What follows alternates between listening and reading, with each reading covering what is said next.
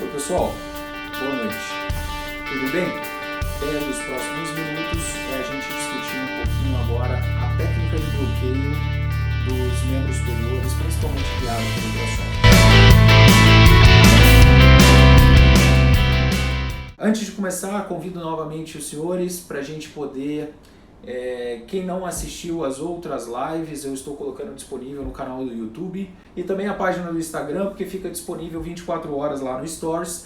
Então, se vocês tiverem colegas de residência, amigos, colegas que estejam interessados no tema, compartilha com eles, manda o feedback, que isso aí nos anima bastante para continuar fazendo esse trabalho, tá bom?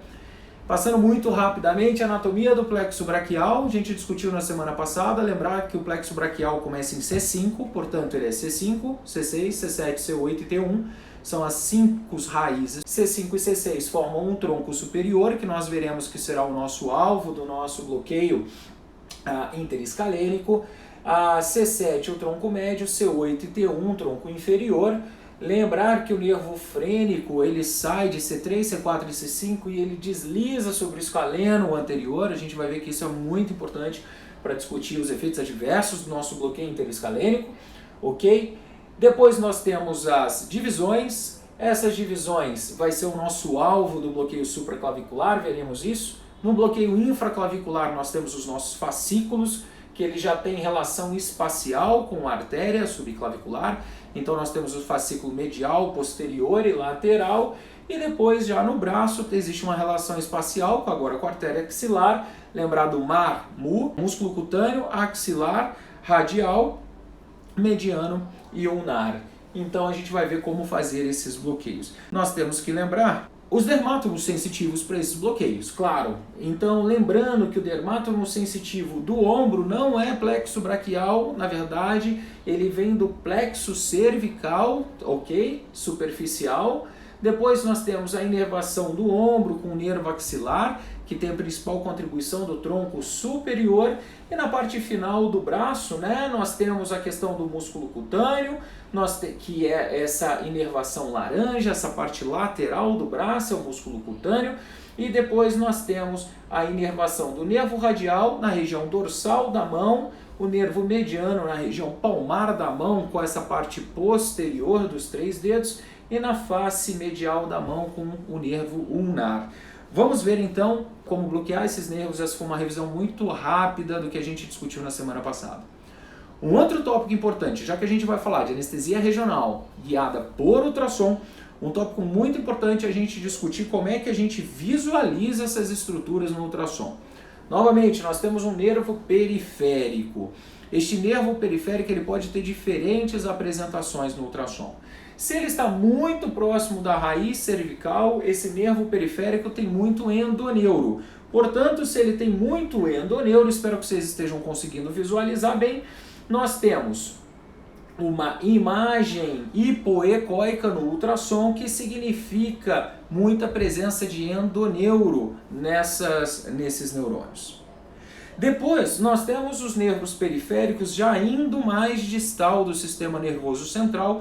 Então, em um nível intermediário, nós temos bastante endoneuro, mas o epineuro já lança várias trabéculas dentro deste nervo periférico. Isso é bem legal, mas é por isso que no ultrassom nós iremos ver um nervo com várias trabéculas dentro deles. Isso significa a presença de epineuro. E por fim, uma terceira apresentação que nós podemos ter no ultrassom é quando esse nervo periférico ele já está muito distal, ele já distribuiu vários neurônios no meio do caminho. Agora nós temos muito tecido conectivo, nós temos muito epineuro formando seus fascículos internos, e por isso a apresentação da imagem do ultrassom, aqui por exemplo um nervo femoral, a gente já tem ele um pouco mais hiperecóico. Então vamos lá, vamos discutir um pouquinho agora, nos próximos minutos, como executar a técnica do plexo cervical superficial, do bloqueio interescalênico, supraclavicular, infraclavicular, do axilar e bloqueios do braço, do nervo radial, mediano e ulnar. E aqui sempre para a gente lembrar essas topografias de inervação, tá bom?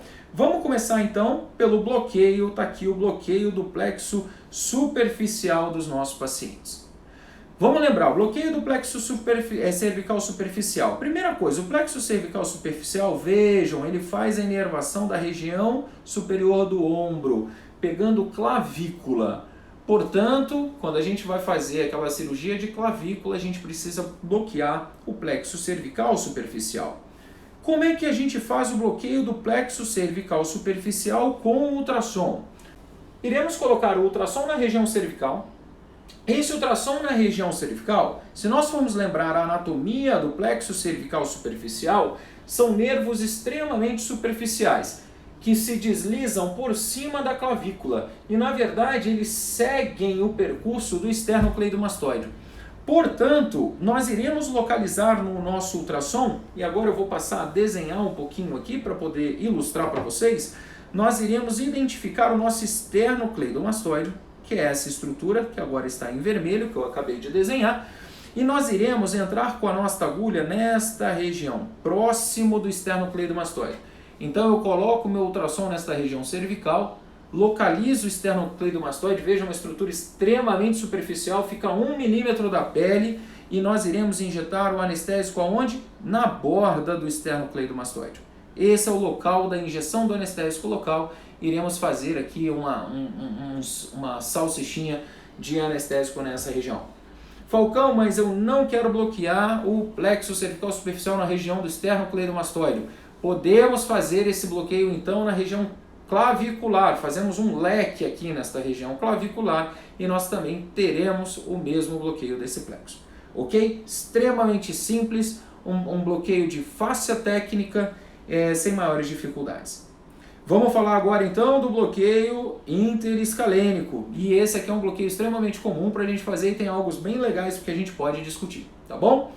Vamos lá, novamente coloco o meu transdutor na região cervical. Então colocamos o transdutor na região cervical, o paciente virado com o pescoço para o lado, contralateral do bloqueio. Uma dica extremamente importante, todas essas imagens são do Nissora, ok? Da New York Society of Regional Anesthesia. O que é importante? Aqui não está ilustrando muito bem. Sempre coloque um coxim subescapular. Quando a gente coloca, não é na cabeça, não é um travesseiro. Quando a gente coloca um coxim subescapular, esta região que está sendo aberta, nós fazemos isso aqui. Nós vamos expor esta região e superficializa o plexo braquial. Essa é uma dica extremamente importante, descrita desde a década de 30 por Kulinkoff. Então, colocar um coxim na região subescapular. Bom, colocamos o nosso transdutor transversal ao pescoço, ok? E após a visualização, vejam aqui nessa imagem, iremos entrar com a agulha novamente em plano. Bom, a estrutura que nós iremos ver, tá o nosso ultrassom em cima da estrutura, lembrando que nós temos o músculo esternocleidomastoide aqui em cima, ele é extremamente superficial. Depois nós temos o músculo escaleno anterior e o músculo escaleno médio. E no meio do músculo escaleno anterior com o escaleno médio, nós teremos a fenda com o plexo braquial. Qual é a nossa visualização então? Vou desenhar aqui novamente. Nós temos o músculo esternocleidomastoide, que a gente já viu. Se a gente injetasse o anestésico aqui em cima, seria o plexo cervical superficial. Nós temos o músculo escaleno anterior, músculo é hipoicóico, né? O músculo tem muito líquido. Nós temos o músculo escaleno médio, que está desenhado aqui. E aqui no meio, olha a bolinha preta. Nós temos 3 bolinhas pretas com o plexo braquial, o que parece representar tronco superior, tronco médio e tronco inferior. Veja a entrada na nossa agulha. A entrada na nossa agulha ela irá mirar o tronco superior com o tronco médio. Portanto, nós iremos injetar o anestésico nesta região, em cima do tronco superior com o tronco médio. Falcão, mas a gente não pode injetar também no tronco inferior? Vamos lembrar lá da live de anatomia do plexo braquial, para isso eu vou voltar esta foto. Pessoal, tronco inferior, vamos ampliar aqui, ó. Tronco inferior, que é este aqui, ele vai formar basicamente a inervação aqui, ó, do nervo ulnar, esse final aqui, que inerva esta região da mão, ok? Então, o que é importante nós mirarmos principalmente o tronco superior e o tronco médio. Existe uma grande discussão, qual bloqueio que eu uso para qual tipo de cirurgia que eu uso. Pensem o seguinte, hoje em dia a gente às vezes fala assim de bloqueios acima da clavícula e bloqueios abaixo da clavícula, ok? Bloqueios acima da clavícula, ombro, húmero proximal. Bloqueios para baixo da clavícula, nós estamos falando de húmero distal, cotovelo e mão. Não se faz mais aquele bloqueio duplex, bloqueio aqui interescalênico junto com o axilar para poder garantir todo o braço. Não é necessário fazer isso. Hoje a gente consegue com ultrassom ser muito assertivo, ter sucesso no bloqueio. É húmero proximal e ombro, faça o bloqueio acima da clavícula, interescalênico ou supraclavicular. É cirurgias de húmero distal, cotovelo, antebraço, mão, faça um bloqueio abaixo da clavícula, que pode ser o infraclavicular, veremos que é o mais difícil de todos, ou o axilar. Existe uma técnica para localização disso aqui, tá? Qual que é esta técnica? Muitas vezes é difícil você ir lá direto e colocar o ultrassom na região cervical para poder visualizar o plexo braquial com essa foto bonitinha da maneira que está. Como que nós iremos fazer? Iremos colocar o ultrassom na região supraclavicular. Então nós temos aqui, ó, região de clavícula, coloque o ultrassom na região supraclavicular e aí nós iremos deslizar este ultrassom para cima, seguindo o percurso dos nervos. Nós veremos que no supraclavicular nós iremos ver a imagem em cacho de uva. A imagem em cacho de uva é a conformação dos vários nervos, das divisões dos nervos. Iremos subir com o ultrassom e iremos fazer este movimento até ficar perpendicular. Não tem erro. Se seguirmos o nervo, a gente vai achar as 3 bolinhas. Essas 3 bolinhas provavelmente é tronco superior, médio e inferior. O que é interessante? Vamos lembrar lá novamente da parte de anatomia, por isso que a anatomia é extremamente importante. Pessoal, tronco superior. Quem sai daqui, ó, do tronco superior, da parte superior desse tronco, é o nervo supraescapular, que pega a região posterior do ombro. Portanto, se nós iremos fazer esse bloqueio aqui interescalênico, nós temos que ter certeza que essa bolinha é o tronco superior e a parte mais superior do tronco. O que é importante daqui? Isso aqui é para a gente ser assertivo, né? Colocar uma determinada quantidade de volume e ser o máximo assertivo. Só que, para a gente ter sucesso no bloqueio, geralmente a gente faz o quê? Faz isso aqui, ó. Joga isso aqui de anestésico, ó. Inunda isso aqui de anestésico. E aí eu vou lá e jogo 30 ml. Não vai ter erro, né? Porque eu vou inundar tudo. E quando eu inundo tudo isso aqui de anestésico, quem que passa aqui por cima do escaleno anterior? O frênico. E se passa o frênico, a gente bloqueia o diafragma ipsilateral. Bom, as descrições que a gente tem, a técnica de Winnie, que foi a primeira técnica descrita, palpa os escalenos, faz uma punção voltada para a cricoide, ele preconizava 40 ml. Tem estudos que descrevem até 70 ml. É muito. Com o advento do ultrassom, a gente viu que a gente consegue reduzir a quantidade de volume, estudar o plexo braquial e sua profundidade e com isso reduzir esse evento adverso, que é esse bloqueio diafragmático, ok?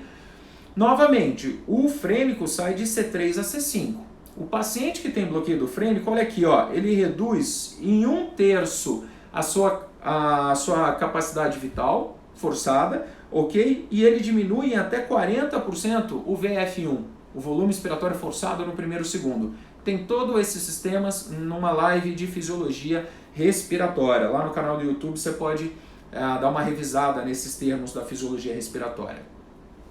Bom, então a gente tem que, por objetivo, reduzir esse bloqueio do frênico. Eu não quero fazer um evento adverso no meu paciente. Então começaram a surgir alguns estudos. Gente, 1999, 21 anos, 2 grupos. Um grupo usando 10 ml de bupivacaína 0,5%, um grupo usando 10 ml de bupivacaína 0,25%. Olha que interessante, o bloqueio do frênico caiu de 80% para 17%. Pô, legal. Quer dizer que se eu diminuir a concentração do anestésico, eu diminuo o bloqueio do frênico. Aí veio o Riase em 2008, há 12 anos atrás. E ele viu que usando ropivacaína, agora na mesma concentração, 0,5%, 20 ml, e ropivacaína 0,5%, mas agora só 5 ml, ele reduziu o bloqueio de 100 para 45%. Poxa, então o que a gente tira da moral da história? A moral da história é, o que importa é a massa de anestésico local. Massa de anestésico local é concentração versus volume. Eu posso usar um volume mais alto, desde que minha concentração seja um pouco mais baixa. Ou eu posso usar um volume baixo, com uma concentração normal ou mais alta. Isso aqui, nessa época de 2008, era uma época que aqui na Escola Paulista, na Universidade Federal de São Paulo, a gente ainda estava começando muito com ultrassom, né? Estava chegando no Brasil essa questão do ultrassom, e eu resolvi estudar isso e fiz disso, eu tive essa pergunta, falando assim, ok, eu quero reduzir o efeito adverso, mas qual é o volume ideal que eu poderia utilizar? Então eu fiz um estudo que foi até alvo da minha tese de doutorado naquela época, aonde eu fiz essa pergunta, qual então é o volume mínimo efetivo de bupivacaína 0,5% guiado por ultrassom para bloquear o plexo braquial, o bloqueio do plexo braquial, sem que afetasse o frênico. O nosso modelo de estudo nessa época foi um estudo, uma estatística meio complexa, não vou entrar em detalhe, mas é uma estatística chamada up and down. Então eu comecei com 15 ml, quem me ajudou muito nesse estudo foi um colega, o Marcelo Vaz Pérez, que é muito proficiente em bloqueio, trabalha com dor, ele é professor lá na Santa Casa, está conosco na Escola Paulista, então ele foi meu orientador no meu doutorado. A gente começou com 15 ml e o estudo funcionava assim, 15 ml, o bloqueio veio positivo, o próximo paciente era 1 ml a menos, 14 ml. Bloqueio veio positivo, o próximo paciente 1 ml a menos, 13 ml. Bloqueio positivo, 12 ml. Bloqueio positivo, 11 ml. Bloqueio positivo, 10 ml. Bloqueio aí com 9 ml, vejam que o bloqueio veio negativo, aí eu subo 1 ml. Por isso que se chama estudo up and down. Se o bloqueio falha, subo 1 ml, se o bloqueio é positivo, eu reduzo para 1 ml. Comecei com 15. Qual foi a minha surpresa? Nós chegamos a 1 ml, o bloqueio foi efetivo, o bloqueio do plexo braquial via interiscalênica, guiado por ultrassom, com bupivacaína 0,5%. 1 ml, a gente fazia com agulha, com seringa de insulina, era possível, o plexo era bloqueado.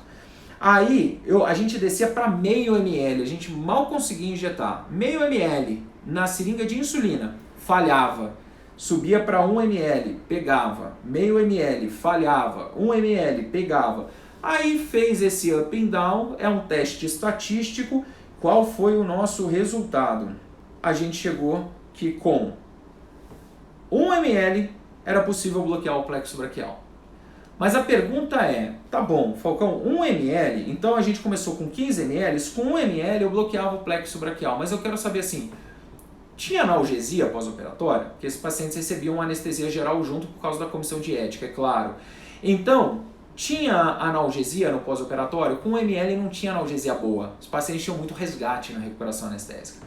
Então a gente viu que para ter boa analgesia, o bloqueio tinha que ter 2,5 ml, ok?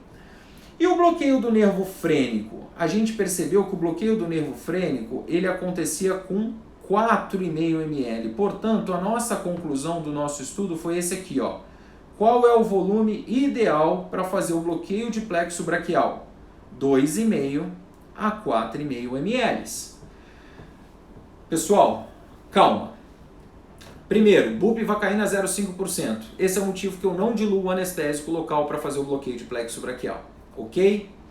Segundo, o que significava analgesia? Esses pacientes eram acompanhados de anestesia geral. Anestesia geral com 1,5 micrograma por quilo de fentanil, só, propofol e o bloqueador neuromuscular, e era mantido com inalatório. No pós-operatório, a gente avaliou esse paciente até 6 horas de pós-operatório. Então eles tinham alta do hospital com 6 horas sem dor, ok? Mas aí 24 horas e 12 horas, infelizmente é uma falha do nosso estudo, não sei dizer.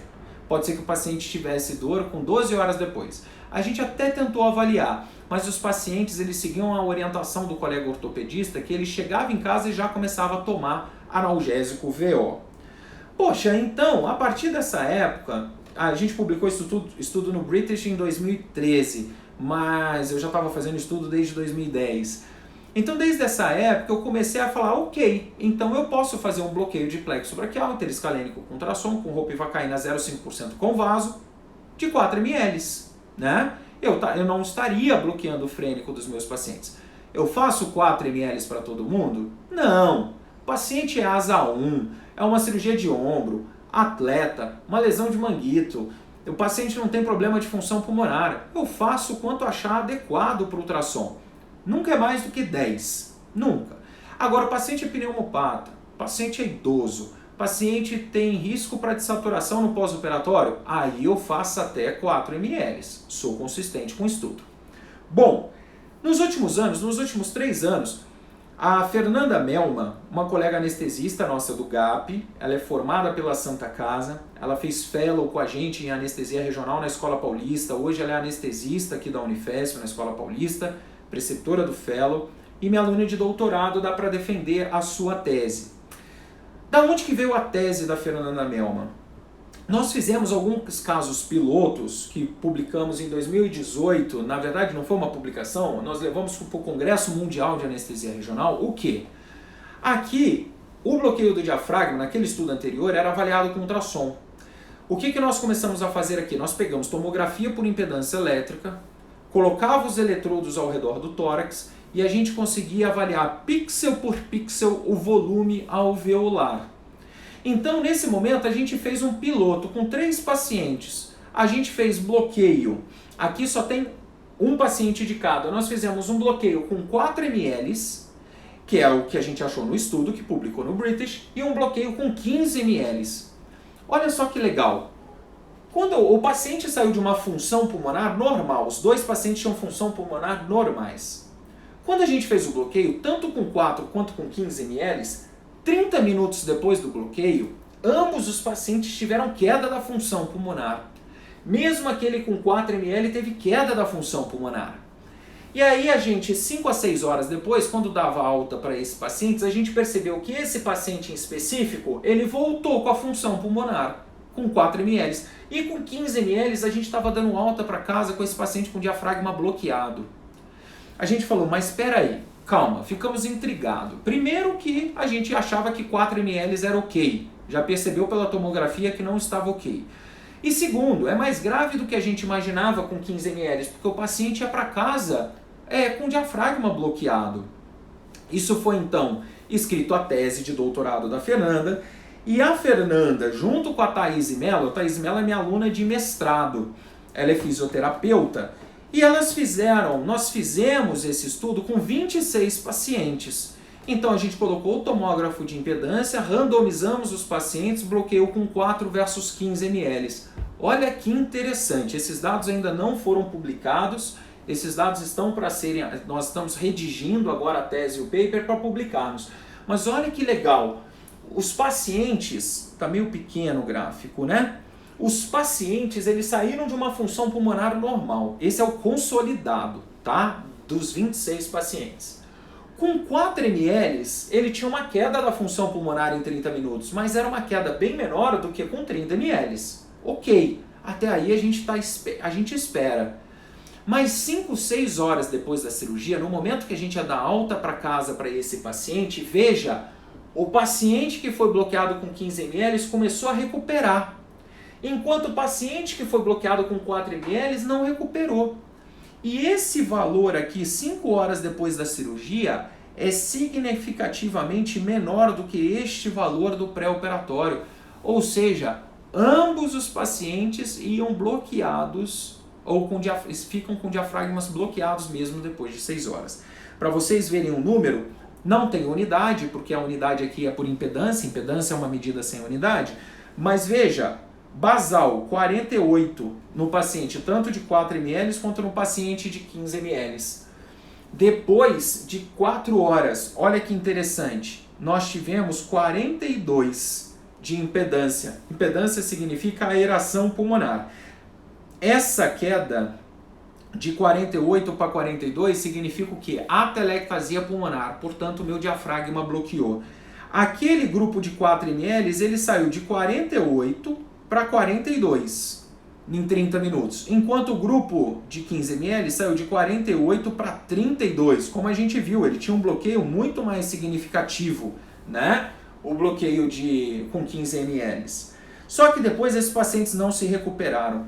Ambos ficaram com a mesma função pulmonar. Bom, eu ficaria super feliz de trazer uma solução, mas na verdade esse estudo trouxe mais uma interrogação. Então, a gente ainda está na fronteira do conhecimento. Qual é o volume ideal para se bloquear, fazer um bloqueio interescalênico? Não sei.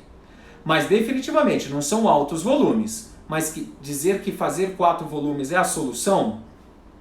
Infelizmente, a gente acha, parece que não. Vamos dar continuidade. Bloqueio supraclavicular. O bloqueio supraclavicular, como que nós iremos fazer? O bloqueio supraclavicular, iremos pegar o nosso ultrassom, repousá-lo em cima da clavícula. Quando nós repousamos o ultrassom em cima da clavícula, nós temos esta visão ultrassonográfica. O que significa isso aqui? Nós temos a artéria subclávia e nós temos uma conformação chamada cacho de uva. Vejam esta conformação, que interessante. Ela tem vários pequenos fascículos dentro dela, é uma conformação em cacho de uva. Esta conformação é justamente as divisões do plexo braquial. Isto fica repousado em cima da primeira costela. Aonde que nós iremos entrar com essa agulha? Nós iremos entrar numa região chamada corner pocket. O que é a região corner pocket? É esta região aqui, ó, entre a artéria e o plexo braquial. Falcão, eu sempre tenho que injetar um anestésico nesta região? Não necessariamente. Eu posso simplesmente injetar o anestésico ao redor do plexo braquial, que também vai ser efetivo esse bloqueio. Falcão, a gente falou do bloqueio interescalênico, bloqueio do diafragma. E supraclavicular, ele está aqui embaixo, né? Sussa, posso fazer 20, 30 ml? Não vou ter problema nenhum, né? Infelizmente não. Olha aqui, ó, 20 ml de ropivacaína 0375. Essa é uma imagem com tomografia de impedância elétrica que eu aqui agradeço o nosso amigo Alexandre Takeda, que é anestesista e preceptor do grupo de anestesia regional da Escola Paulista. Olha que interessante, o lado que fez o bloqueio, 36% de ventilação, o lado que não fez bloqueio, 64% de ventilação. Mesmo o bloqueio supraclavicular em altos volumes vai causar bloqueio do nervo frênico. Então vamos descendo. Agora nós iremos fazer o bloqueio infraclavicular, ok? O bloqueio infraclavicular, ele já começa com uma diferença. Bloqueio interescalênico, meu transdutor está transversal, fazendo um corte transversal do meu pescoço. Bloqueio supraclavicular, o meu transdutor está transversal. E o bloqueio infraclavicular? O bloqueio infraclavicular, eu tenho que pegar o meu transdutor e colocar ele perpendicular ao meu corpo, ok? Alinhado com o eixo longo, perpendicular. Nós temos aqui o cavo, eu costumo brincar o seguinte, nós temos o cavo do peitoral maior. Coloca o ultrassom dentro desse cavo. Quem faz punção subclávia, coloca o ultrassom na mesma região. Segundo ponto, segunda dica, esse paciente não pode ficar com o braço para baixo. Se ele ficar com o braço para baixo, a clavícula do paciente vai ficar no meio do caminho da agulha, porque a punção é de cima para baixo e nunca de baixo para cima.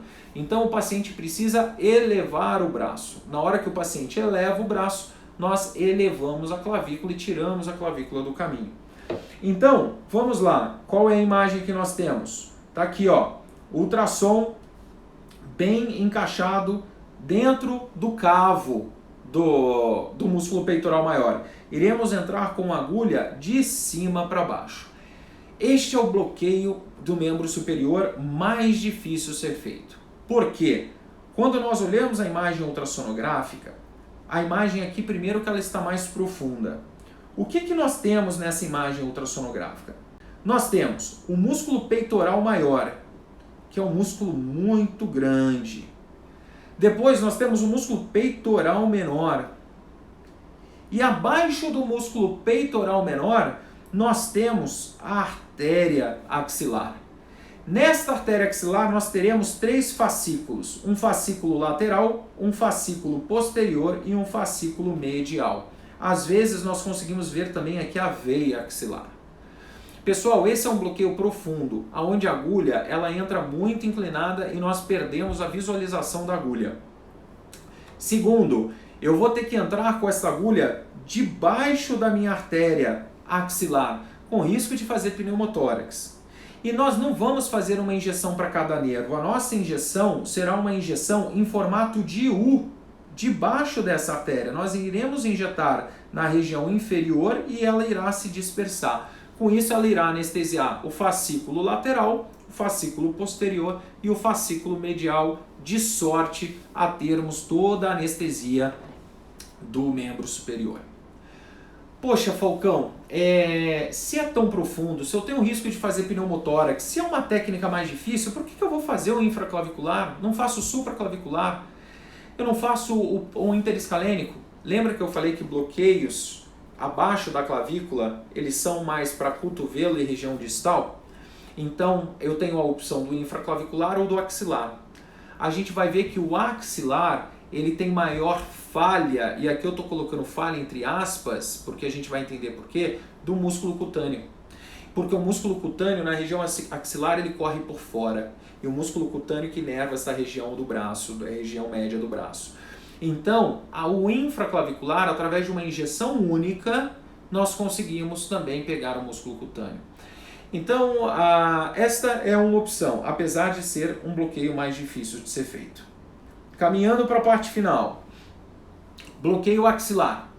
O bloqueio axilar, a gente vai bloquear os 4 nervos de forma independente.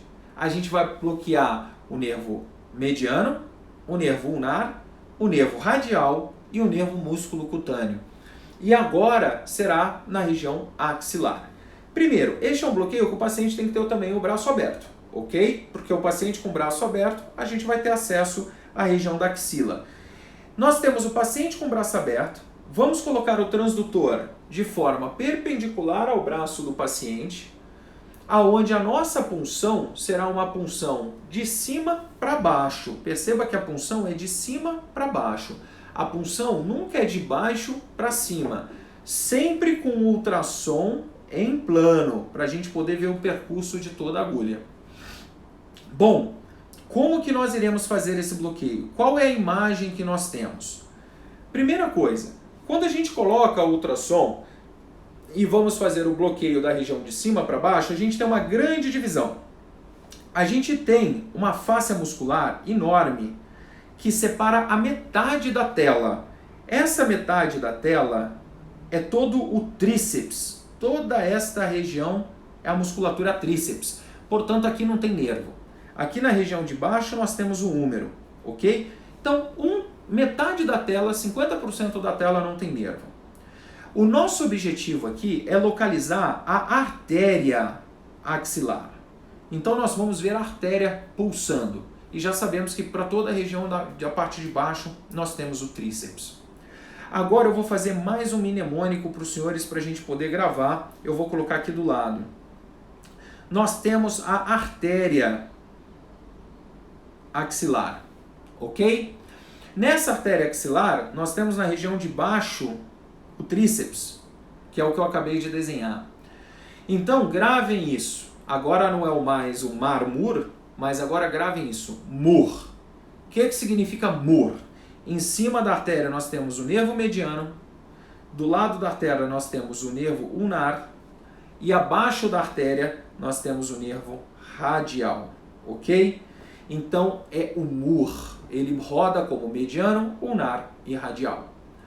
Por isso que a visualização do radial é difícil, porque o radial ele está debaixo da artéria e ele faz o reforço acústico posterior da artéria axilar, faz sumir o radial.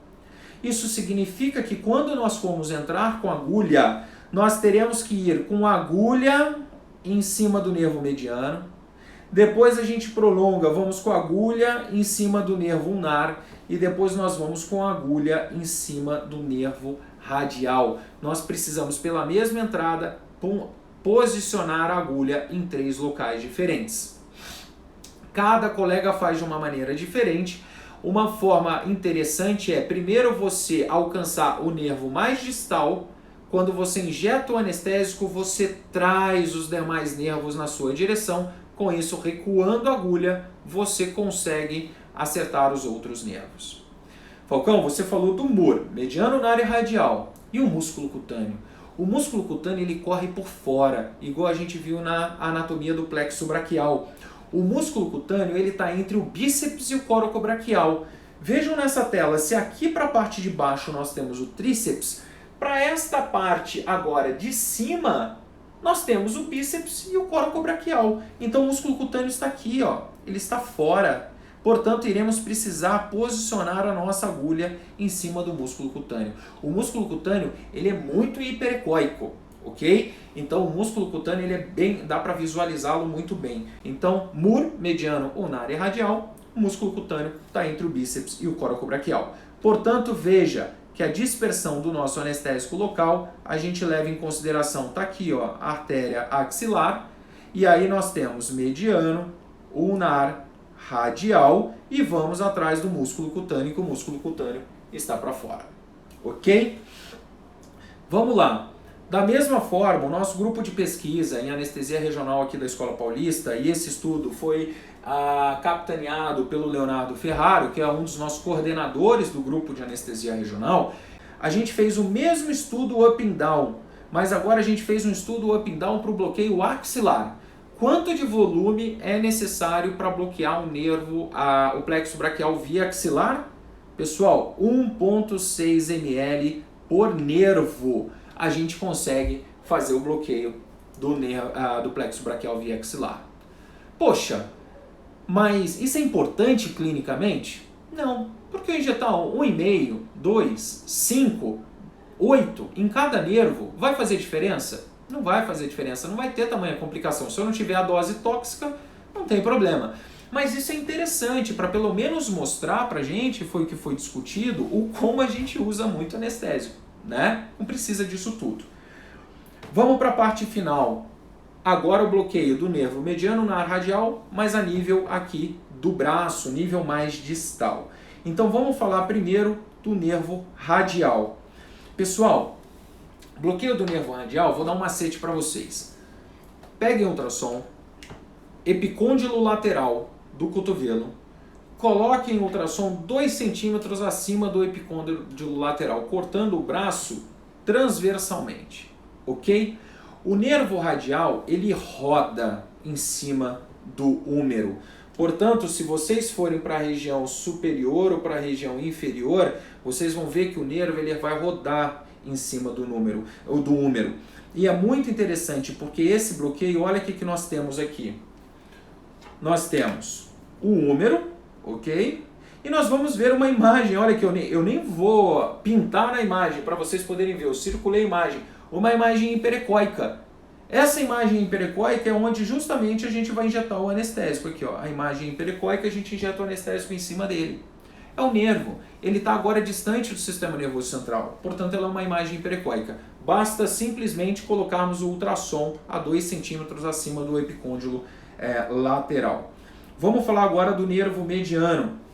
O nervo mediano é muito interessante. A gente vai fazer o bloqueio do nervo mediano, nós vamos rastrear a região abaixo do cotovelo, vamos fazer esse rastreamento nessa região abaixo do cotovelo, e novamente, nós iremos ver agora uma conformação de um nervo no formato favo de mel. Este é o nervo mediano, aonde nós iremos injetar o anestésico. O que é muito interessante? Muitas vezes você vai fazer correção de Dupuytren, ou você vai fazer uma cirurgia de mão que o ortopedista ele precisa de movimentação da mão. Se a gente bloquear esse paciente na região axilar, um detalhe que eu esqueci de falar, quando a gente faz bloqueio do plexo via axilar, gente, a gente não bloqueia só um nervo. Tá? Só não vou no mediano. Não, você vai lá e bloqueia. O mediano, na área radial, músculo cutâneo. A gente plexo braquial, a gente acaba bloqueando todos, tá? Mas quando a gente vai fazer um bloqueio periférico, mais distal, a gente bloqueia só aquele nervo em específico.